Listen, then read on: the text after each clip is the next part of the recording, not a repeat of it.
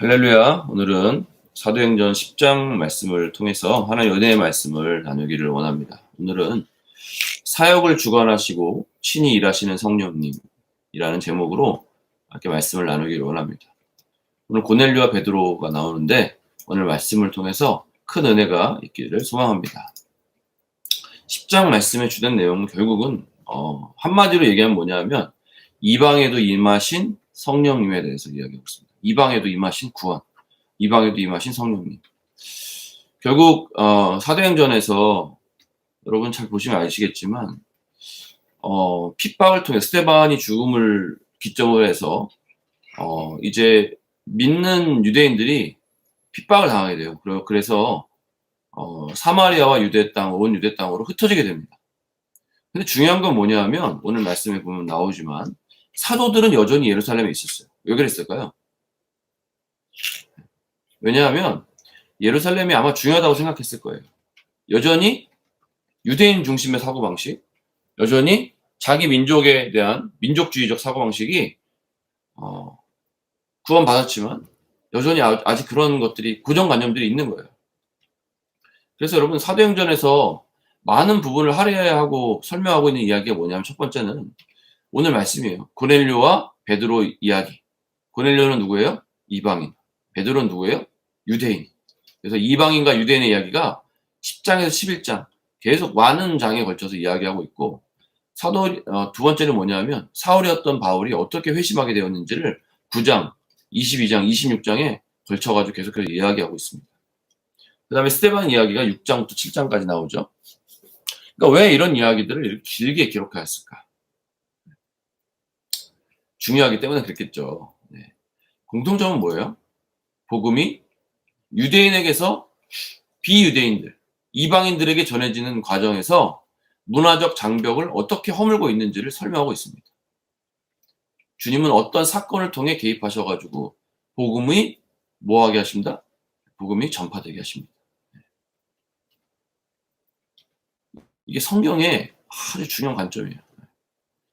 이것은 당시에 생각할 수 없었던 특별한 사건들이었습니다. 그러니까 하나님은 왜 이런 특별한 방법을 사용하셨을까?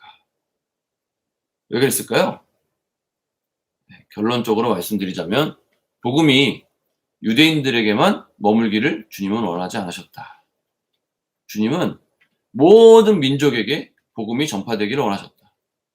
모든 민족에게 복음이 전파되리니 그제야 끝이 오리라. 아멘. 그리고 사도행전 1장 8절 오직 성령이 너에게 임하시면 권능을 받고 예루살렘과 온 유대와 사마리아와 땅끝까지 이르러 내 증인이 되리라 하시니라. 이 말씀의 성취를 주님 보기로 원하셨던 거예요. 여러분 말씀은 성취됩니다. 반드시 성취됩니다. 네. 믿으시기 바랍니다. 이 말씀이 우리의 삶 가운데 이 말씀이 우리 공동체 가운데 성취되기를 또 소망합니다. 자, 한번 본론으로 들어가 보면 오늘 저는 이제 세 단락으로 나누고 싶은데 1절부터 2절, 3절부터 23절, 그 다음에 24절부터 48절 이렇게 세 단락으로 나누고 싶어요. 자, 1절부터 2절 말씀은 하나님께서 고넬료에게 말씀하십니다. 그리고 3절부터 23절은 고넬료와 베드로가 환상을 보게 되죠. 그리고 24절부터 끝까지는 베드로의 설교, 마지막 설교가 나오게 됩니다. 한번 자세히 볼까요? 자, 1절부터 2절까지 말씀해 보니까 자, 하나님께서 이제 고넬료에게 말씀하시는데 고넬료는 어떤 사람이에요? 고넬료는 로마 사람입니다. 그리고 우리 말씀에도 나와 있는데 10장 22절에 나와 있죠.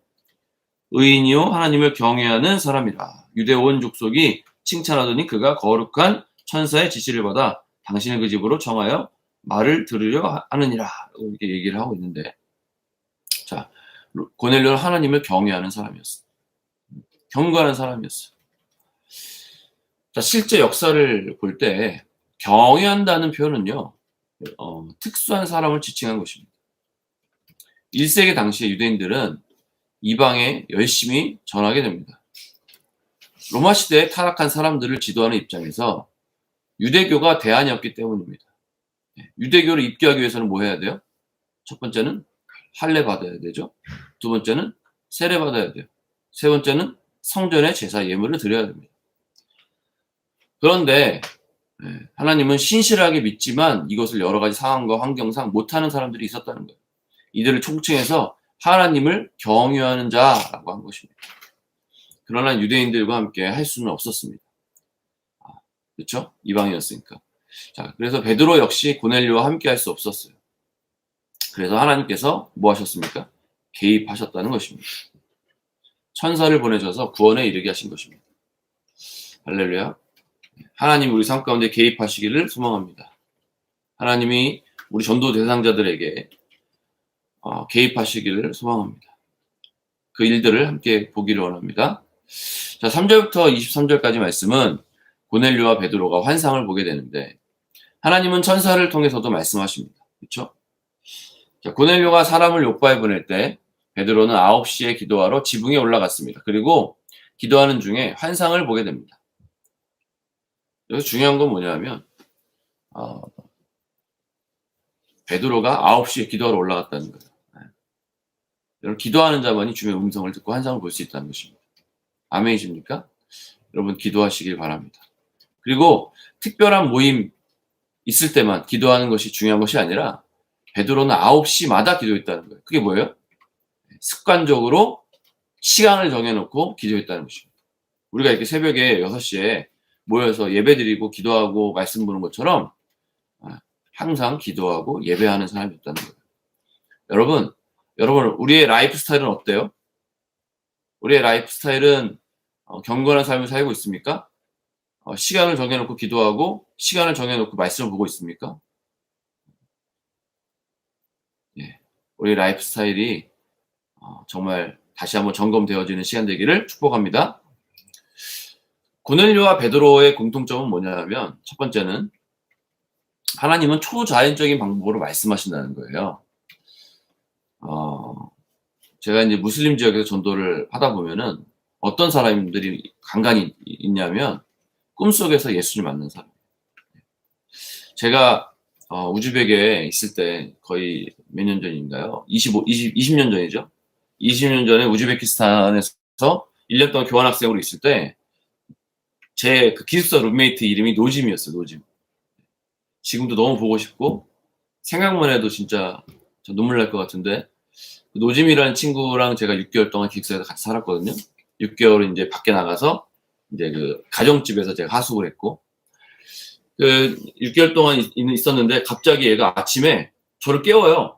새벽에 5시인가 4시인가 깨워서 뭐라고 하냐면은 이제 형 이렇게 깨워요. 러시아 말로 그때 러시아어로 대화를 했는데 형 이러면서 깨워요.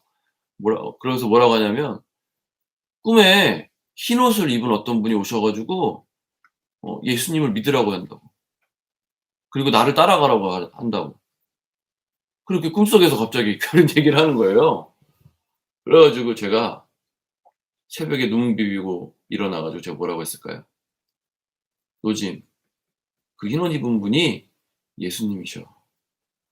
예수님이 너를 찾아오신 거야. 네가 그렇게 복음을 많이 들었지만 너는 무슬림이라서 영접하지 않았잖아. 그래서 주님이 초자연적인 방법으로 너를 찾아오신 거야. 서로 부둥켜 안고 새벽에 펑펑 울었던 기억이 나요. 네. 근데 결국 얘네 집안이 너무 강한 무슬림이어서 얘네 형이 또 이맘이었고 그래서 결국은 다시 무슬림으로 돌아갔어요. 나중에. 근데 저는 하나님이 반드시 이 아이를 다시 주님이 다시 인도하실 거라고 믿습니다. 네. 한번 만나주셨기 때문에 네. 그리고 중요한 거는 뭐예요? 하나님은 초자연적인 방법으로 말씀하시는데 중요한 거는 여러분 우리가 고정관념에 사로잡혀 있으면요 하나님 말씀하셔도 깨닫지 못하고 순종할 수 없어요. 베드로가 그랬지 않습니까? 베드로가 하나님 저는 이 부정한 걸 먹을 수 없어요. 이 더러운 거 먹을 수 없어요. 하나님 먹으라고 하는데도 네. 고정관념에 사로잡혀 있으면 3번이나 환상을 주셨는데도 순종할 수 없다. 그래서 때로는 이해할 수 없어도 논리적으로 맞지 않아도요. 여러분 순종하는 저와 여러분들에게 축복합니다. 논리적으로 옳고 그름을 따지는 사람은요. 결국 은혜를 잃어버린 사람이에요. 결국은. 우리는 옳고 그름을 따지는 사람들이 아니에요. 하나님의 은혜를 쫓고 하나님의 음성을 듣는 사람입니다.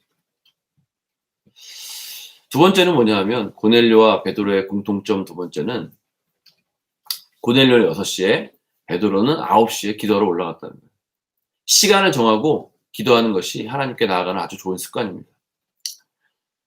저도 마찬가지, 저도 이렇게 말씀을 10년 이상 계속 이게 매일 한 장씩 보다 보니까 하루에 이 말씀을 보지 않으면 굉장히 마음 가운데 뭔가 해야 될 걸 하지 않은 것 같은 느낌이 막 들어요. 하루가 막 불안해지고 하루를 보람있게 안 보낸 것 같고 막 그래요. 여러분들도 시간을 정해서 말씀을 보고 시간을 정해서 기도하시기를 축복합니다. 결국은 정결한 것과 부정한 것은 뭘 얘기하는 거예요? 베드로가 환상을 본 정결한 것과 부정한 것, 이게 뭘까요? 결국은 유대인과 이방인을 구별하는 거예요. 그러니까 뭐냐면 우리의 전통과 풍습에 하나님의 전통과 풍습이 하나님의 나라의 방해가 될 수 있다는 걸 알아야 된다. 그것 때문에 자기 나라 사람들에게 또 신앙 공동체에게 손가락질 받을 수도 있다는 거예요. 그러나 우리는 미움을 받을지라도 우리는 뭐를 따라가는 사람입니까? 철저히 하나님의 뜻을 행하고 철저히 하나님의 나라를 위해 살아가야 할 것입니다. 아멘이시죠? 네. 새 술은 새 부대에 담아야 합니다. 생각을 바꿔야 돼요. 그래서 하나님은 생각을 바꾸기 위해 환상을 이용하신 것입니다. 주님은 이 일을 위해서 먼저 사울을 사용하시지 않고 베드로를 사용하셨습니다. 불같은 열정과 성품 때문에 베드로를 사용하신 거예요. 주님은 성품대로 사용하셨어요. 공동체 안에서 구성원들 간에 달란트와 기질이 다르기 때문에 주님은요, 그것을 사용하신다는 거예요. 그리고 그것을 우리는 사역에 적용할 수 있어야 합니다. 저도 정말 그러기를 소망해요. 우리 공동체 안에서, 우리 단기팀 안에서, 또 우리 청년부 안에서, 또 교회 안에서, 공동체 안에서 각기 모양대로 쓰임 받기를, 부르심대로 쓰임 받기를 소망하고, 저도 그렇게 사역을 또 맡기기를 소망합니다.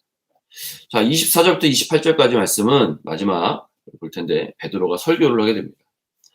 자, 설교의 주된 내용이 뭐예요? 첫 번째는 하나님은 민족을 편애하지 않으신다. 두 번째는 예수님은 인간을 회복하러 오신 구세주시다. 그리고 우리를 치료하시고 구원하러 오셨다. 세 번째는 뭐예요? 유대인들도 로마인들도 예수님을 십자가에 못 박은 책임을 져야 할 것이다. 회개해야 할 것이다. 유대인들도 로마인들도 모두 책임져야 한다는 것이죠. 근데 베드로는요, 상황과 환경에 맞게 설교했습니다. 그리고 모든 사람이 성령과 세례를 받게 됩니다. 이 사건을 통해서 다른 사도들도 유대인들도 깨닫게 된 거예요. 뭘 깨닫게 됩니까? 이방인들도 주님이 사랑하시는구나. 이방에도 주님이 복음을 전하기를 원하시는구나. 그래서 11장에는요, 이것을 위해서 사도들이 뭐예요? 사도들이 미팅을 갖게 돼요. 사도들이 회의하게 됩니다. 이 일을 통해서. 여러분, 우리의 회의가 사람을 살리는 회의가 되기를 소망합니다. 결론입니다. 누구든지 하나님을 경외하고 경건한 삶을 사는 사람은 하나님이 결국은 그 사람을 찾으십니다. 그리고 결국 그 사람을 구원하시고 축복하신다는 거예요. 하나님의 복음을 증거하는 일에 있어서 하나님께서 주도권을 가지시고 사람을 통해 일하신다는 것을 또한 보았습니다.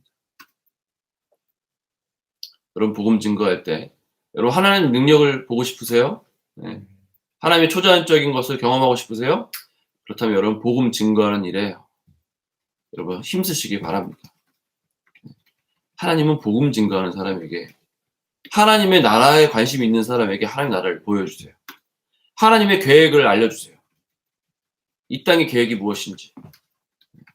저와 여러분이 하나님의 계획을 듣고 하나님의 전략을 듣고 그 전략대로 살기를 소망합니다. 사도행전 1장 8절의 성취가 또 이루어진 것을 보게 되죠. 하나님은 때때로 우리를 다른 도시와 나라, 마을로 보내십니다. 하나님의 뜻이 있어요. 그 뜻을 알아야 합니다. 어떤 사람은 직장을 옮기게 하실 때가 있어요. 여러분, 돈 때문에 옮기는 거예요? 왜 직장을 옮기십니까? 그 직장에 옮겨가서 그 직장에서 뭐 하라고? 그 직장을 변화시키라고. 그 직장에 복음이 필요한 사람들에게 복음을 전하라고. 할렐루야? 사실 다 필요하죠. 만나는 사람마다 복음 전해야 되죠.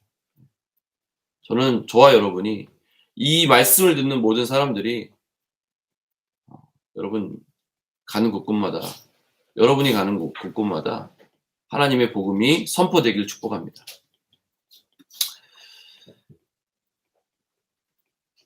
그것을 위해 기도하고 계시를 받아야 합니다.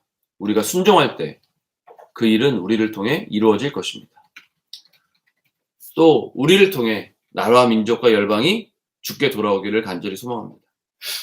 제가 청년 시절에 어떤 자매를 좋아하고 있을 때 하나님이 저에게 말씀하셨어요. 자매 뒷꿈을 쫓아내지 말고 형제 뒷꿈을 쫓아내지 말고 민족을 변화시키는 선교사가 되라. 내가 너를 통해서 민족을 변화시킬 것이다. 말씀하셨어요. 저는 이 음성이 여러분에게 들려지기를 소망합니다. 누구누구야. 내가 너를 통해 민족을 변화시키기를 원한다. 할렐루야. 여러분을 통해 이 놀라운 일이 그냥 단지 한두 사람이 변화되는 것이 아니라 민족과 열방이 변화되는 그 놀라운 일들이 일어나기를 소망합니다. 여러분 사랑하고 축복합니다.